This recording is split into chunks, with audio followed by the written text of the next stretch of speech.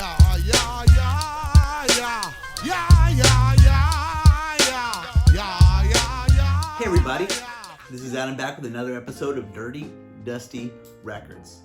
This is going to be a shortened coronavirus edition. In this one, I'm going to go over something I've wanted to talk about but wasn't quite sure I'd be able to get enough records in to do.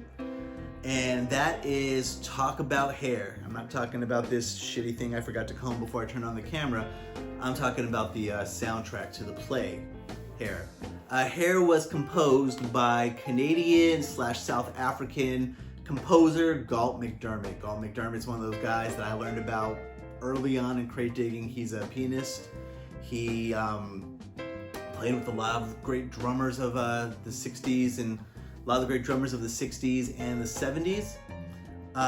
Made fantastic jazz music, did a lot of compositions for soundtracks and plays, and really just an all-around odd guy. I got familiar with him with trying to find the sample for Busta Rhymes' Woo-Ha Got You All in Check. And once I found out that was Galt MacDermot, I found out a lot more information, like how to call Galt MacDermot. I was able to reach out and talk to him once or twice.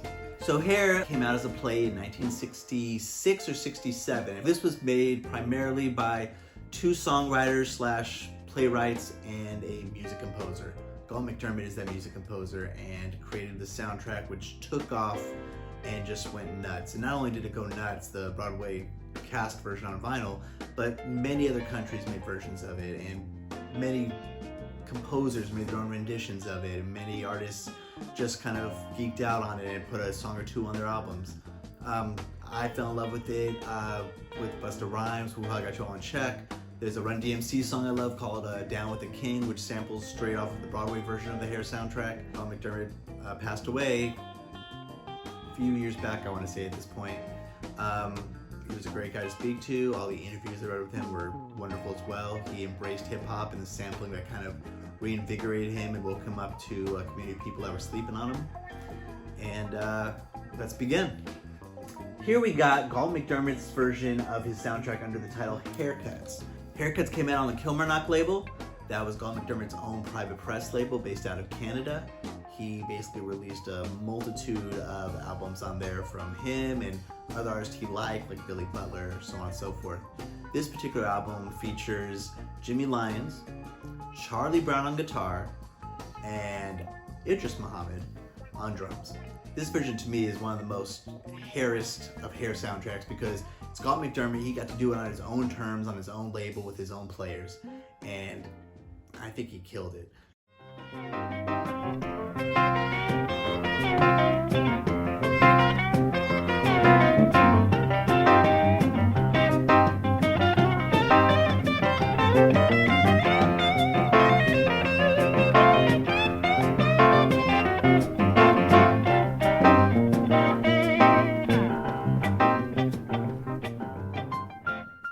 This album here is another version of Hair, this time done by German composer James Last. James Last, he's a loungy guy. He's like Mantovani or Percy Faith or all that, but you know, German. And put out God knows how many albums. I would guess at least 100 albums. He's got things like James Last Dance Party 6 and, you know, Wie der Musik of Germany, or, you know, stuff like that. That's just hundreds maybe of albums. And, you know, I guess if you're prolific enough, you're gonna make some gold. This album covers a multitude of songs from the Hair soundtrack, and it's just done up with James' Last sense of trying to get a good pop sound for it all, something that can maybe be dance party-ish. It comes across incredibly funky. I look for laundry albums. I've talked about laundry albums before, the albums that I could actually fold my laundry to. James' Last Hair, I can fold my laundry to.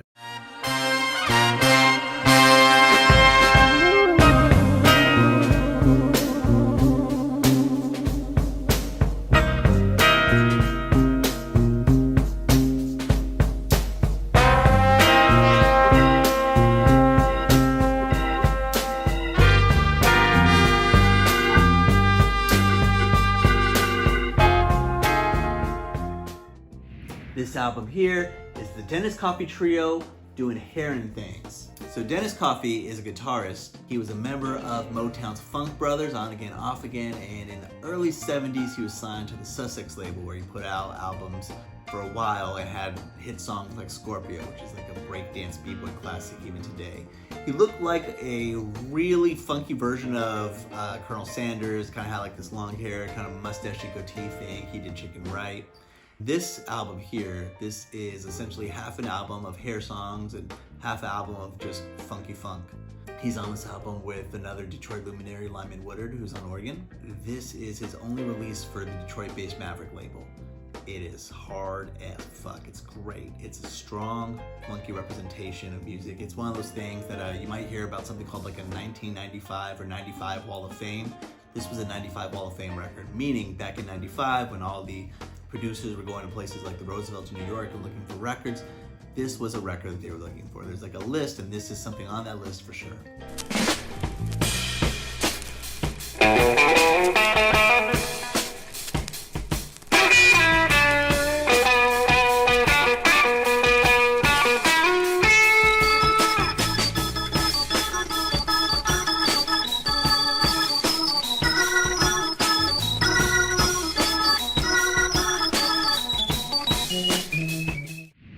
This album here is by the 31 Flavors, and also it is called Hair. So this album, unlike the other Hair albums, well, it has hair songs, but these ones all really, they suck. They're not that good. The songs you want on here are basically the non-hair ones, because this band, who was a total exploito band, had them do some hair songs and then let them rip on the other ones. And they just did some hard, early metal, proto kind of stuff there. Songs like Distortions to Darkness is a title to give you an idea of what we're talking about. But they definitely went out there. It's like they were trying to like okey doke their crowd with like some hair songs from the American Tribe Lovin' musical, and then all of a sudden they're like, no, we're gonna just rock your brains out.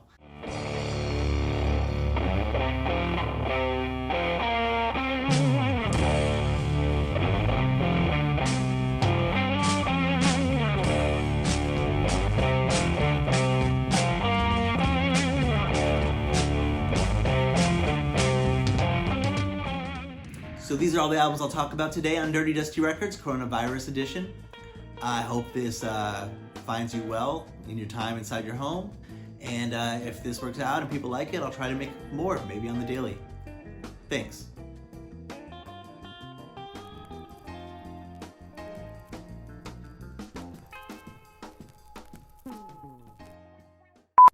Dennis Coffey is a Detroit-based guitarist. He was a member of the Funk Brothers, On Again, Off Again, and in the early 70s he collapsed upon the floor. Shit.